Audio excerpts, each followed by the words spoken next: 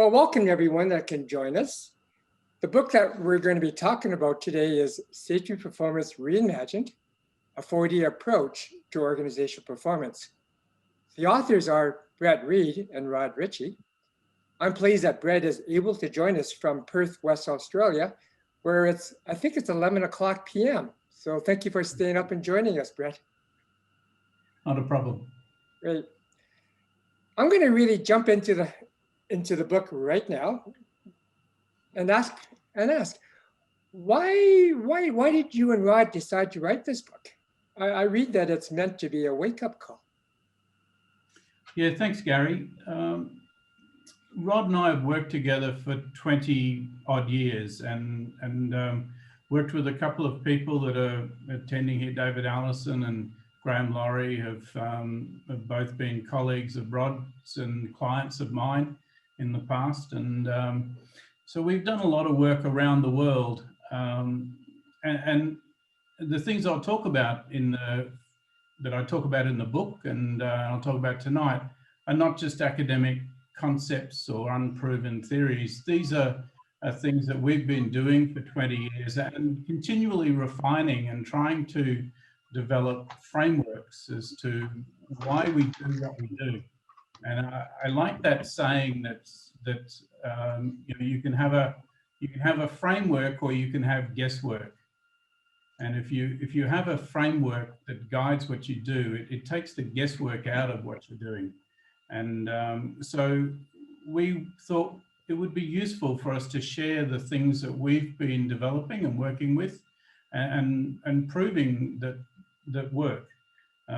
The concern we had that caused us to do this is really covered in the preface of the book. And I'll just read a paragraph from the preface, which I think might be useful for people to understand our motives. So we say that the conventional safety approach is based on a misguided view that sees people as a problem to be controlled, and errors and accidents as anomalies that must be controlled through ever-increasing layers of systems and volumes of rules and procedures that must be complied with. This approach has resulted in the ratios of HSE compliance jobs increasing dramatically over the last 2 decades. But our industries are not getting safer. Serious injury and fatality accident rates are actually going up. Now that's certainly the result in Australia, and in the book I quote statistics from Safe Work Australia 2018, the fatality statistics by industry, and they definitely are on the rise. I had a look at statistics from the US authorities that are tracking this as well, and I think Rosa reports these in her book as well on the relationship factor that show a similar thing is happening in the US. So Graham and David Allison, you probably are more in tune with the UK results, but I think similar things are happening in the UK, that the bureaucracy is increasing, but serious injuries and fatalities are not actually going down. Yeah, so what do other people on this call feel? Do we actually need a wake-up call? Or are things just humming along just fine? What do you think? Lisa, I see you're on the line. Any comments, thoughts about that?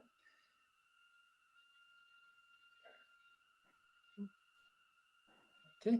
I think it's a continuous process because lessons are learned, lessons are forgotten. So I don't think it's a wake-up call. I think it's just a continuous thing that happens. So the approach that Brett and Rod developed certainly is a way of getting to that fourth dimension. Is certainly an evolution of how we've been thinking over the years. But I think it's a continuous thing that just has to keep happening, unfortunately, because people retire, people join, things change continuously.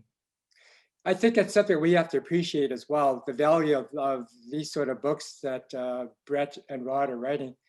There are new people always coming on, and us old salts, we kind of know what's going on, but they don't. And sometimes we don't have the opportunity to share what we know with them. So thank God that we have books like these. maybe they're not new ideas, but as Brett says, these are frameworks. And quite often I find that I get great value and enjoy reading these books because they take maybe pieces that I know about here, but they kind of thread them together into some sort of a different sort of fabric. And all of a sudden I get light bulbs going off, going like, gosh, I never thought about it that way here. So thank you very much for that. Well, Brett, there's kind of 3 parts in your book. In part 1, you explain why conventional safety has failed us. So from your perspective, where do we go off the rails? Yeah, thanks, Gary. So in part 1 of the book, and certainly the title page for part 1 identifies what we see as being wrong or the issues around the failings that we're seeing. And so the title page for part 1, we say that the issue is that we're focusing on what's gone wrong instead of focusing on what's missing. And in that chapter, we talk about, we mention Mariette de Vos, who's from Leiden University Medical Center, and she uses a powerful analogy that some people have probably seen. And she says that our current approach to safety and to injury prevention, she says it's like we've been trying to learn about marriage by only studying divorce.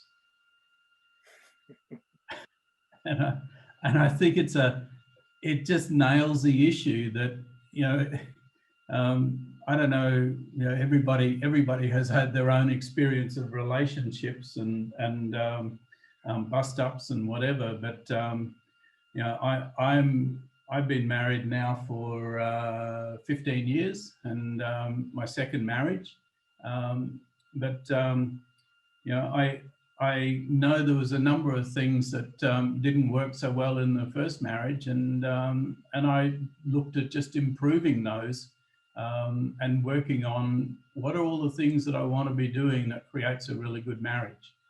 And a lot of them are very similar to the leadership that creates performance in organizations. You know, alignment and being on the same page, sharing the same values and views. So that quite really resonated with me. But we talked about 3 things in that first part of the book, and we said that so we've been tracking what's going wrong, and typically that ends up with us blaming people. The second point was that any system that blames people is a flawed system. So we know that humans are fallible, they make mistakes. Any system that is designed with the expectation that people will never make a mistake is clearly a poorly designed system.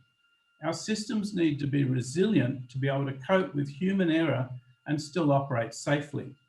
And the third point was that we need to focus on mastery. So what are the things that people do and the characteristics we need in our systems to ensure that things go well, not going right? And Eric Holnagel in his book, Safety 1 and Safety 2, made that distinction pretty clearly. In the early days, he used to talk about things going right. And then as he focused more and more on people and resilience of people and their adaptability, he started to talk about things going well. So, you know, when we're talking about the technical aspects in business, linear type systems, I think it's appropriate to say, are things going right? But when you start talking about complexity and sociotechnical systems, we want to talk about and think about things going well, as opposed to just being that binary or linear right or wrong approach.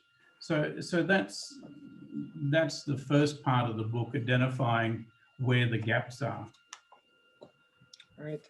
Lisa, I see that you've got a comment there about First Break All the Rules book. Would you like to open up your mic and just maybe share a few words about that? Thanks, Gary. I had noise behind me, so forgive me for rudely ignoring your request to come on earlier. It's so good to see you all. Yeah, well, this was a early on Gallup book by Cunningham, and he had this was before all the talk with safety too, or before it became, quite popular. And basically, he and a couple of researchers from Gallup talked to outstanding performers in their field. And the greatest story that's told is of Tiger Woods. And Tiger Woods had been interviewed about his golf game and asked if he, after the game, looks back at what goes wrong. And he looked completely surprised by the question. He said, I always rewatch my tapes, but I look at what I do well and I seek to replicate it. And sure enough, those same stories came through in all that, were outstanding in their fields. It didn't mean they didn't have opportunity for development, but they sat on and optimized their strength. And it's just neat to see safety moving in that direction and recognizing there's great value there. Nice comments. Thanks for that, Lisa. So, Brett, you mentioned about social technical approach, and that's kind of like part 2 of your book there. And that's where you introduce the concept of 4 dimensions of safety to navigate complexity. Can you take us through what these 4 dimensions are? Yeah, absolutely. Thanks, Gary. Yeah, so part 2 of the book, we focus on socio-technical safety, and there's not I don't think there's a business in the world these days that isn't actually a socio-technical system, and certainly any of the high-risk industries, oil and gas, mining, utilities, construction, and especially construction projects, we're talking about complex socio-technical systems. So the 4-dimensional approach that we've come up with is just it's our framework for how we think about a socio-technical system. And the first, on page 38 of the book, we discuss the 3-dimensional approach, which is the standard approach that most people learn if they go and do a project management qualification, or you're studying a business degree, a MBA. Then we tend to learn about 3 dimensions, or the first 3 dimensions, which are very much the objective world and very much around technical skills. And the way I like to think of it is, if you find a resource, so in oil and gas or mining, you go drilling and you find an oil deposit or a gas deposit, or you find an iron ore or a nickel deposit, then the first dimension that you look at is, well, what are the resources there? What are the reserves, and what's the production capability from that? And also then you look at the schedules for what we can do with that. So, how much have we got, and how much could we produce from that per year, and how long would that mine or that well produce for? The second dimension of that is, and what would that cost, and what resources would we need to make that happen? And then the third dimension is, what systems and processes do we need to make all of that work? So they're the first 3 dimensions. And we talk about those as being the technical skills, and it's the world of management. We manage all of those things. The fault we see is that there's a lot of companies that think that that is enough. They focus on these 3 dimensions, and they really, where they plug people into that is in each of those areas they plug people in. So dimension 1 with production, people are just a factor of production. And then in dimension 2, people are just a resource and a cost to the company. So if we can reduce these costs by reducing people, we're managing the business on that second dimension. And the third dimension, we have all kinds of systems and processes for managing training matrices and measuring technical competency. So it's very much a management approach. But what we say and what we've seen is that you can manage these things really well and still have a major accident event. These 3 dimensions are not drivers of performance. They don't create, nor do they drive performance. They simply enable performance. It's the 4th dimension, which is people and leadership, safety leadership, and psychological safety that good leaders create that actually drives and creates performance. The analogy we use is that if you look at aviation, the first three dimensions put a perfectly safe, well-designed and well-maintained plane on the runway, ready to take off. And it'll take you to wherever you need to go. And if you put a good pilot in there, you'll get to your destination. But if you don't manage those first three dimensions right, the enablers of performance, the best pilots in the world can't do much if the wings fall off the aircraft mid-flight. They're going to ride that plane to the scene of the crash.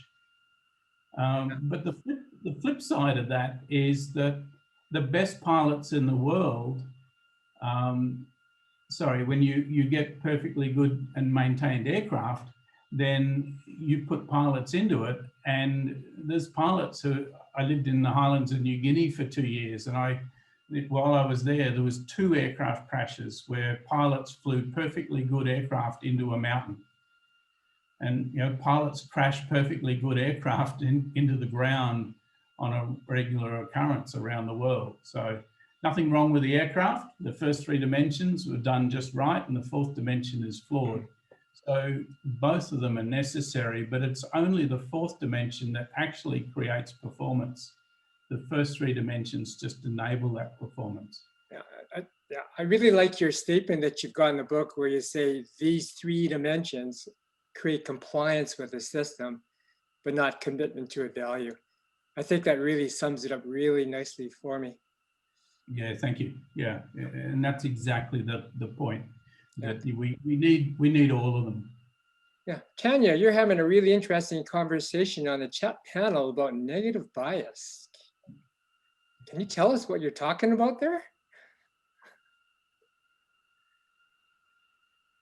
So, as people, we tend to like, well, we have a penchant for negativity. Like we do have a hardwired bias.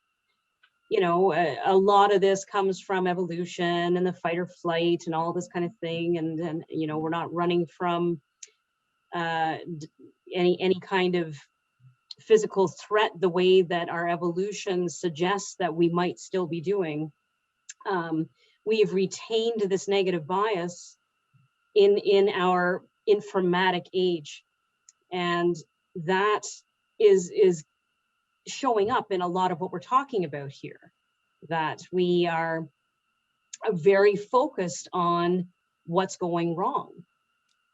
It was fine when a lot of the threats were physical, but we're talking thousands of years of evolution where this hasn't been the case, and we haven't adjusted our thought processes in order to try to be able to see a more holistic picture. Yeah, good thoughts. Rosa, I see that you've joined us. What we were talking about beforehand was this 4th dimension that Brett came up with about relationships. And of course, I know this is your sweet spot here. So would you like to share any thoughts? Because I know you know Brett and you've had some chats. Can you give us some of the little secrets that you talked about? I don't think they're secrets because everyone has experienced them, right, Brett? Yeah, and we want to share them. So if they are a secret, we want to make sure that they don't remain that way, that more and more people understand them. Great, yes. Great. Mm-hmm. Well, I will join in as the conversation continues. I feel a little bit out of context, so can I comment later? Sure can. Yeah. I wanted to pipe in here because I think, Tanya, what you bring up, the constant focus on negativity, is something that I find very intriguing. I used to be very negative focused, and then I met a friend that kind of enlightened me about always trying to be more positive because it's better for our mental health, and it really took me to shift my habit of thinking. And now I find it really unsettling to when people are focusing on those negatives. So I don't know, Lisa, maybe with your background, if there's something that we could be doing to help people get out of that mindset and into more of a positive mindset. Like, I'll be really brief with that. I think Tanya hit the evolution of it, and I think it does stem back to the fact that we have an animal nature and it is protective of our survival. And as a consequence, we look at where the risk is in our environment. But bringing it to contemporary, we also have the ability to cognate. And, you know, Gary can speak to that too. So I have trained myself and the participants I've worked with on, you know, trying to break those habits of immediately leaving an activity and think about it. We typically evaluate by saying, oh, shoot, I didn't do that and I forgot to do this. We go to the negative. And I stop myself now and immediately push myself, Lisa, hit what you did well. And we can do that with our colleagues, with our peers, with our teams, with our families, and get people to focus on the positive and fight that inclination to go to negative. And only then when we go to the constructive, to try and position it. And so what would you do next time to make it more effective? So they're future oriented. How are they going to evolve themselves to succeed next time? It's a very different animal than looking at the past and what we screwed up. Good thoughts. Good thoughts. Anybody else want to talk a bit about social technical approaches, negative biases before we move on? Well, Gary, if I could just add there with that too, that I think I definitely agree with Tanya's point that humans can very quickly go to the things that cause them fear or concern, cause them anxiety and angst around what might harm them. But you know, David Allison, who's here as well, and I share we have a shared background in that David Allison was a HSE manager for Petroleum Romania, OMV Petrom as it was, and we worked for David to help turn around a culture that was having, I think the 2005 we started working there, and the year before they had 14 fatalities in one oil company, and year upon year before that they'd had between 10 or 10 plus fatalities. And over a 5-year period, we really changed that culture, where 2010 was the first year that without a fatality. And of course, all the incidents came down in that time. And we did that through leadership. And, but, you know, Romania is a company that had 1988, they overthrew Ceausescu, who was a dictator there and was a Soviet satellite state. And people just disappeared in the middle of the night if they spoke out and put their hand up and dissented in any way. So trying to get people to stop the job and speak up, I think you'd agree, David, we had a lot of conversations on that, didn't we? We had to do a lot of work to get people to step out of that fear. But humans, what I've seen around the world is when people start to see that the world around them is changing and that there is psychological safety, they grasp that so quickly and are willing to be quite courageous to speak up and do something different. I think I think the first thing we have to do, Brett, if you recall, is actually teach the supervisors how to speak to people. Yeah, because the culture there was that they didn't actually speak to people. They if they even spoke to them at all, they lectured them up, just told them what to do. So there was very little by way of guidance. It was just giving orders or giving reprimands. So the first thing we had to do was teach them actually how to speak. And we had Carl made some videos to demonstrate how to talk with somebody. So that was a very important step, just to break that communication barrier. Yeah. And would that be something like shared values or like collective vision? Like, Carrie, is there anything that line of thinking?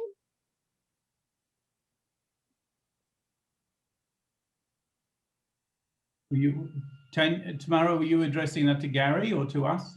Well, I'm just kind of thinking about your book and stuff. And is there that's something that you also talk about in there, isn't it? I can't remember exactly. It's a framework or something. Maybe you guys could help me out to jog my memory. The third part of the book, we talk about 6 factors that create relationship and achievement. This is very strongly aligned with the work that Rosa does. So creating that relationship base where you can then focus on achievement. And it's the difference between just demanding performance from people as a factor of production versus how do we collectively come together, the relationship base that's going to support the achievement that we want. And we definitely had to do that, and the supervisors are the people that do that. So we had to teach the supervisors how to do that and how to create that level of psychological safety with the workforce. And there were 2,000 of them to teach. Yeah, 2,000 supervisors. Yeah. 60,000 people originally. Hi, Rosa. Hi, I'm wondering what you think about this, because who has to have psychological safety first in an organization in order for this to happen?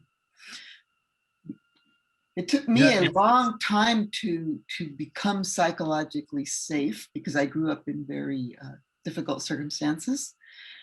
And so I really was one of those people that caused a lot of conflict, and I wanted to be understood rather than understand. I wanted to control because of the outcomes. I mean, who I am now compared to who I was then is really not the same person, because now I'm not afraid to ask, did I offend you? What was it that I said? How could I have said it in a different way? Which is a conversation that I could not have had when I was a young manager. What do you think about that process? Yeah, I've thought quite a lot about psychological safety, and I've read Amy Edmondson's book. It's what's it called again? Fearless Organization. Yeah, and I love the work that she's done, and it makes so much sense for me, and aligns very much with what we've done as well. Back in 2000 to 2002, I did a lot of work with Dr. Keith Owen, he's from Austin, Texas, and University of Texas, and then he was the head of psychology at Austin Community College, and so he was my.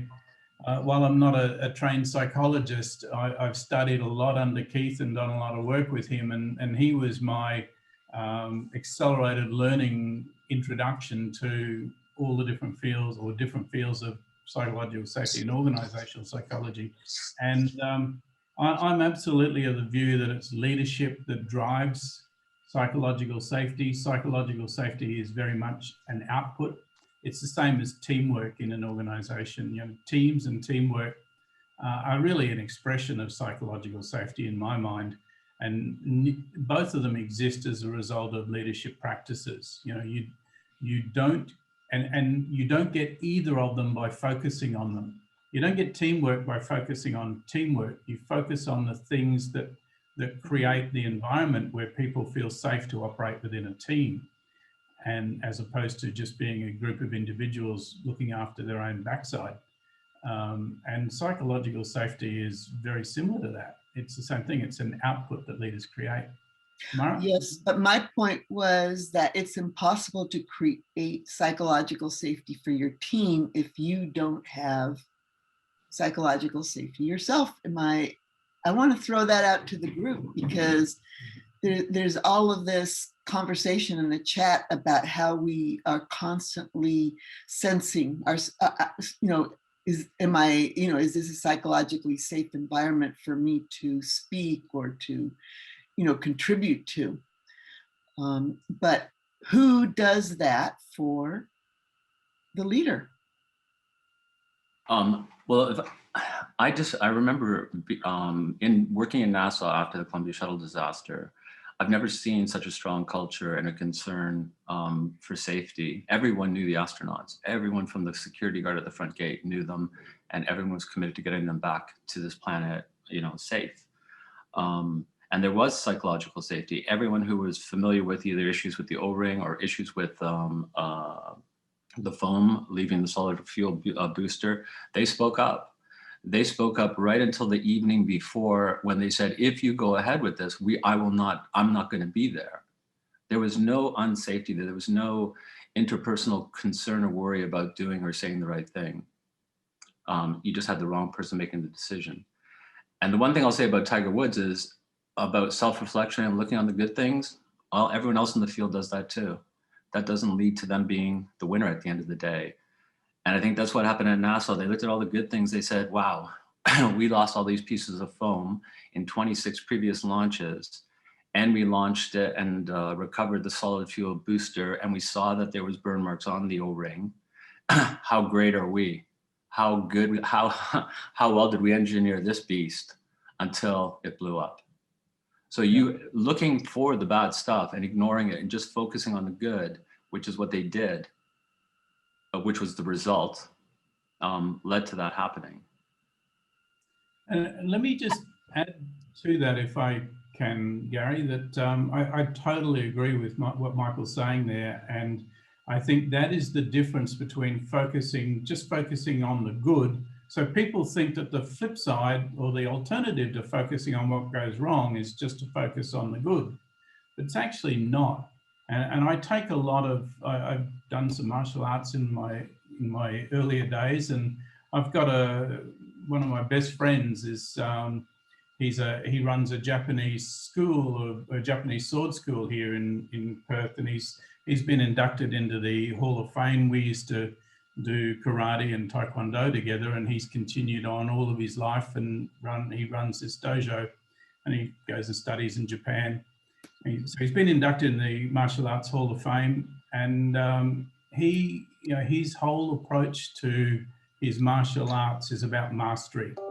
It's not about being, not just focusing on on the good stuff. It's being the best that he can be. And he doesn't compare himself to other people. He tries to learn from other people, but he's constantly looking at, I think I can do something. I think I can be better than this. How do I do that? How do I achieve that? And if I look at NASA and Challenger Columbia, or BP with Texas City, or Macondo, or any one of these incidents, they all have that similar theme that they knew multiple things were far from the ideal. They were nowhere near the definition of mastery, and they tolerated them and convinced themselves that it wouldn't be a problem. And it does become a problem, and it catches them out. That would be my short take on it. Yeah, and I think they did recognize the problem, but then they had to choose between two problems, and one was, can we manage to, for us to be economically viable, given the constraints that Congress were putting on them, that they had to be. We need to have 27 launch dates. If we don't have 27 launch dates a year, then we're not going to, our funding stops. So they were both survival issues. Do we survive as an entity if we economically are deemed to be unviable, because those are the metrics that were established, or that's how they were being assessed? Do I choose that and say we can't do that, or do we say we'll send the astronauts in our shuttles in suboptimal conditions? So I think they were choosing between a rock and a hard place. Yeah, I'm very critical of leaders in those situations who do that, because I think they lack the courage and the wisdom, or the ability to innovate that they need to. And NASA suffered from that. The Australian SAS are going through that here. It's been in the news worldwide, I think, with war crimes investigations and charges, the risk of charges, or the threat hanging over people's soldiers' heads of charges being laid for war crimes. And I look at that as the generals, and these guys who are generals now that are in the news. I was a major in the SAS with those guys. I mean, in fact, I was about 2 years ahead of them. I was an instructor on their Special Forces selection course when they got selected. They're now running the Chief of the Defence Force and Chief of the Army. And they failed the people under them. They absolutely failed them. No different to what Lord John Brown and John Manzoni did in BP with Texas City. They had a job to do and they didn't have the courage to do it. And you know, an example of someone who didn't do that and who's an incredible performer at elite level is Toto Wolff, who's the team principal of the Mercedes AMG Formula One team. And you know, he took over. So they've just won last year. They won 7 world championships in a row. No other team has ever done that. They're now the second highest winning team to Ferrari. And I don't think Ferrari even has won 7 championships in a row. So under Toto Wolff's leadership, they've done that. But there's a great video on YouTube if you want to have a look at it. He talked about when he took over the team, before that, he was with Williams' team, you know, a previously hugely successful team. And when he went to Mercedes, Mercedes said to him, "We're bringing you on as a team principal because we want to win. We want to be the best. We want to dominate in our field and create a winning environment." And he went back and looked at it, and he went back to his managers and just stepped them through and said, "So you want to win? How committed are you to that? Are you serious about that?" "Yes, we are. We're committed." He said, "Well, how do you expect to do that when the budget that you're giving me is 1/5 of what I had at Williams?" And Williams was not expecting to be the #1 team. They wanted to just be in the top 3 with 5 times the budget that you're giving me to win. And he got them to, he said, "We either step out of Formula One, if it's win it all, you know, win or nothing," was what they were saying. He said, "Let's step out and shut the team down, or give me a reasonable budget to let me do it." And had NASA's leadership done that, I don't think we would have had Challenger or Columbia. I wouldn't mind. Go ahead, Gordon. Sorry, Rosa. I just wanted to make a comment to your comment in the chat about leaders being, you know, who graduates the leader to be psychologically safe, who sets that tone. And you know, what's interesting to me is, I'll use the construction industry as an example. The general public want the home of their dreams for the cheapest dollar that they can pay for it, for the shortest mortgage. And what that does, that sets a societal tone for the rest of us. And those leaders of those construction companies, those leaders of the regulators, the EH&S officers, the people that make up our, you know, our checks and balances, our sober second thought. These are the we all get influenced by this. We're influenced by this by our very, you know, our very cultural connection with our community. And so until we decide that it's not right for 21-year-old people to fall off scaffolding or not having proper ladders to work off of, instead of just going and charging the company and saying, "Okay, well, yeah, you didn't provide the scaffolding, so now the person's dead, so we go to court and we all feel good." Well, we don't all feel good, and we have not advanced. We are still have the sacrificial lamb of the uneducated and the folks that don't have somebody speaking up on their behalf. Mm-hmm. And our leaders are still being affected, that psychological safety. They don't want to be the only leader that comes out and says, "You know, your house is going to cost $10,000 more, but we're going to put scaffolding around that second story so that we don't have those people fall off that roof to their death." Until we as a society value the service, the commodity, the product, whatever we are purchasing, until we as a society do that as a group, yeah, our leaders are still going to succumb to that imbalance, and they're going to look to the board of directors. They're going to look at whoever makes their paycheck. If we still have to remember, people, first and foremost, you feed yourself, you clothe yourself, you put a roof over your head, and until you are in that situation, you will not appreciate the depth of what that means. It's only through our advancement in society that we get to talk about this. I worked at Westray Coal in 1991, and it blew up in 1992. And from the minute I went there, from the leaders on down, everything was a scripted game between the government and the company. And every worker that said anything out of line, you were immediately taken to task.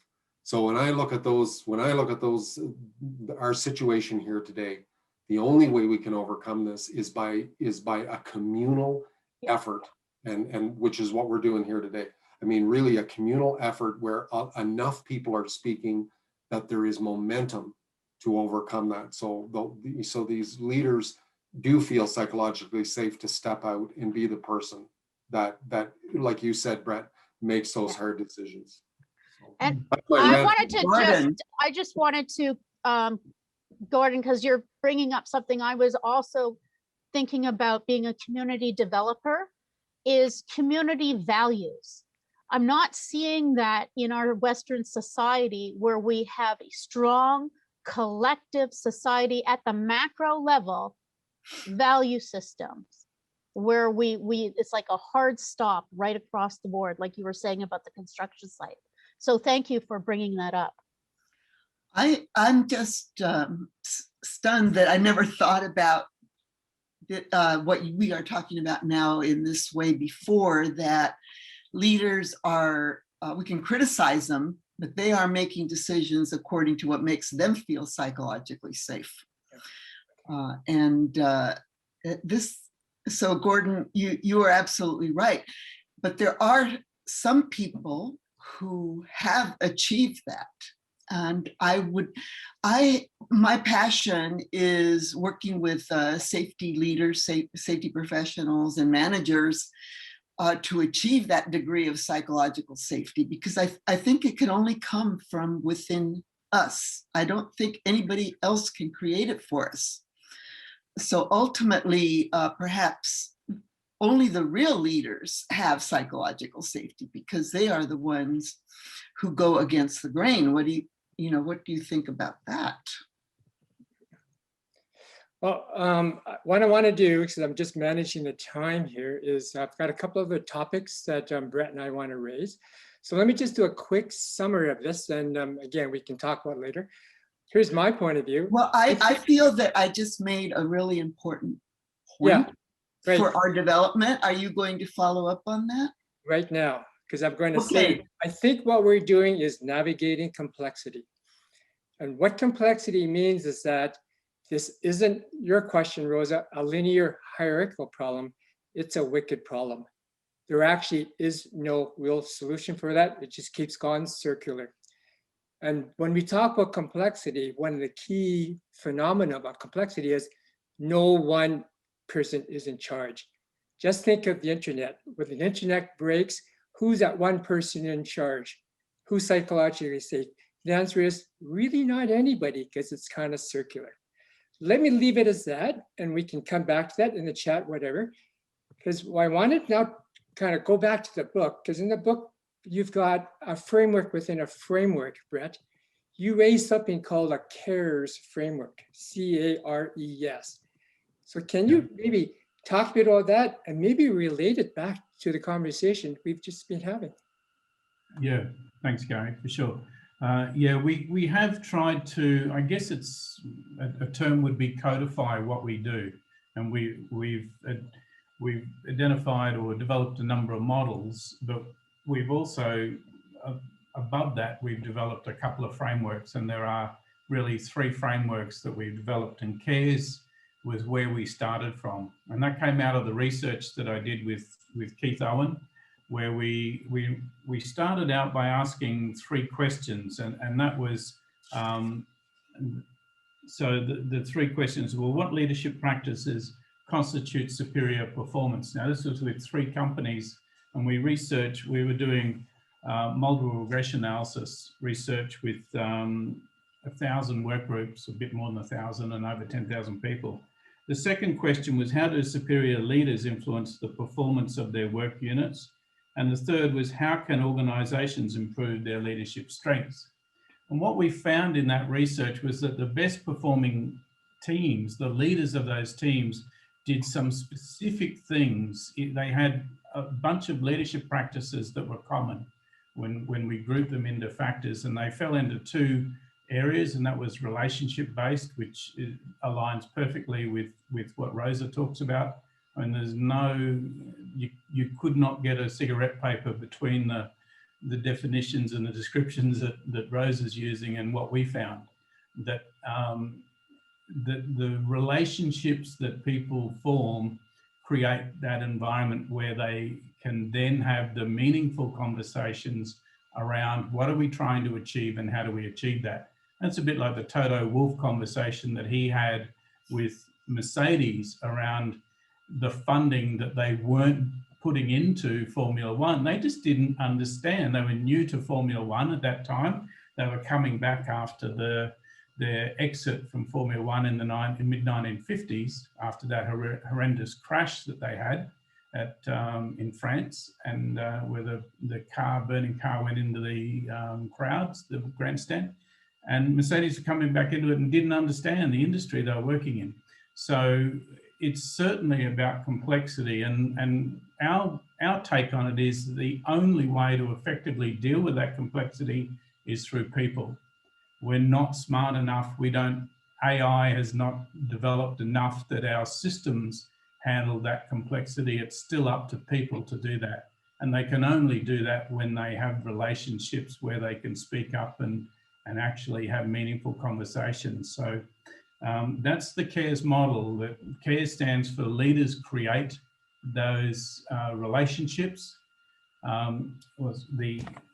The C is leaders create. What do they create? Well, firstly, they create an achievement orientation.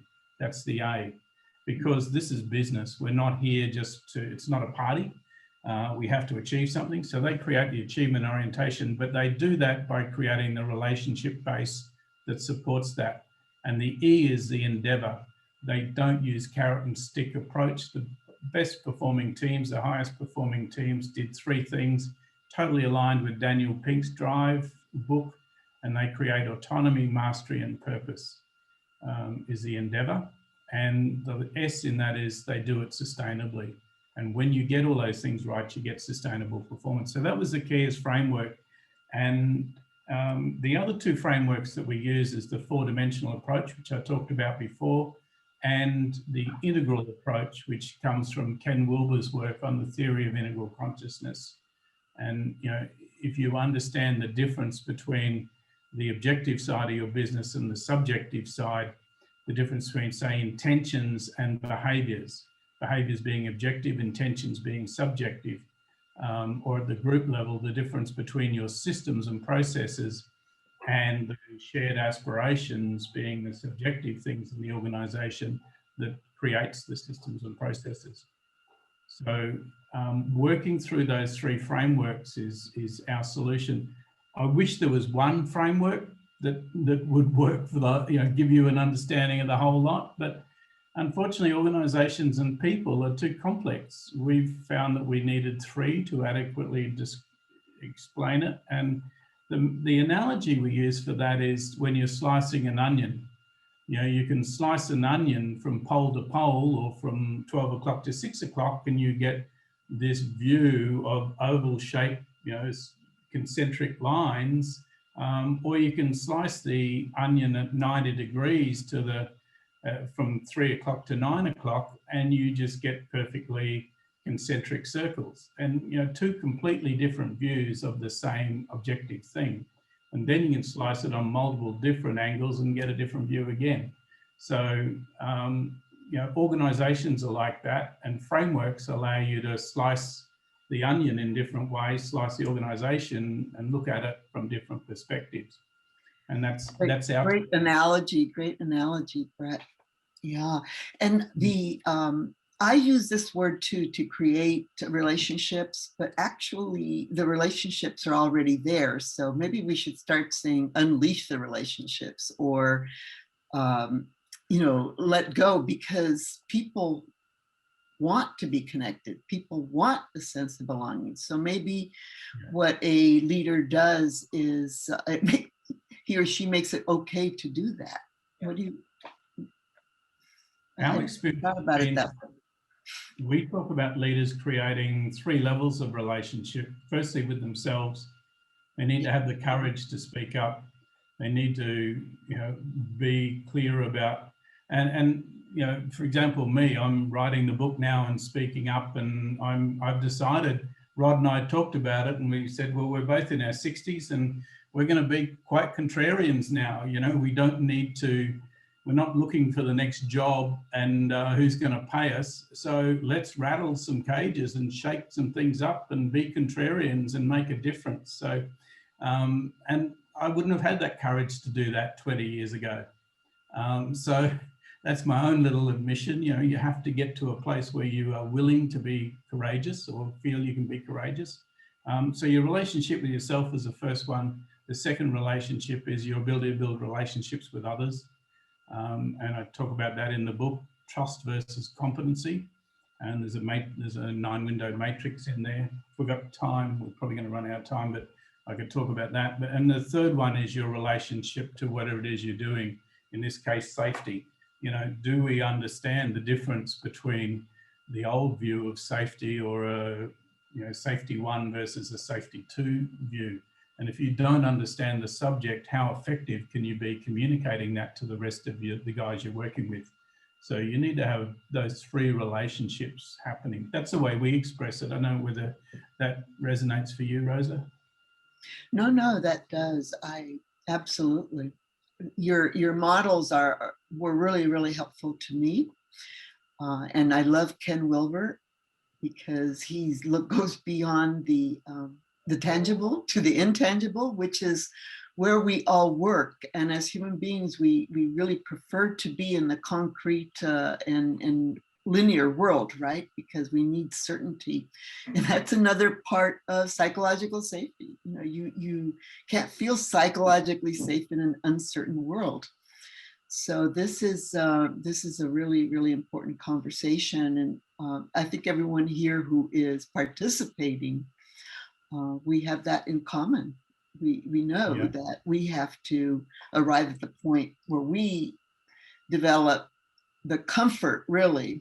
We call it courage, but it's really more like knowing that you're going to be okay. Yeah. And when I think about that, Rosa, when we talk about leadership, that seems to me like a concept that we have a hard time getting a common understanding for what exactly leadership is and when does leadership emerge and what is good leadership and what is bad leadership.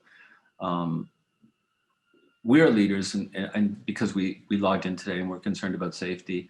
But if any of us have ever bought a $10 t-shirt, we do that with perhaps a blindness to the fact that only happened because there was a 10-year-old child in Bangladesh making that.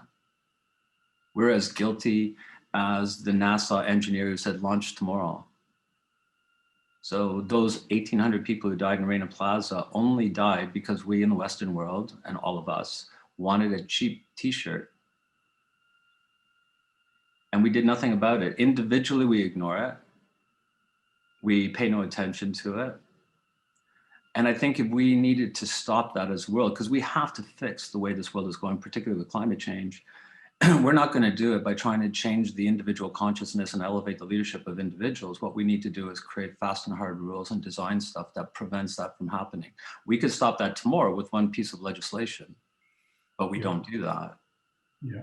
And what we do is we leave it up to the consciousness of every individual, in which case we'll still kill 8 and 10-year-old people, little girls and guys, little boys and women, particularly in the most unsafe, horrendous conditions.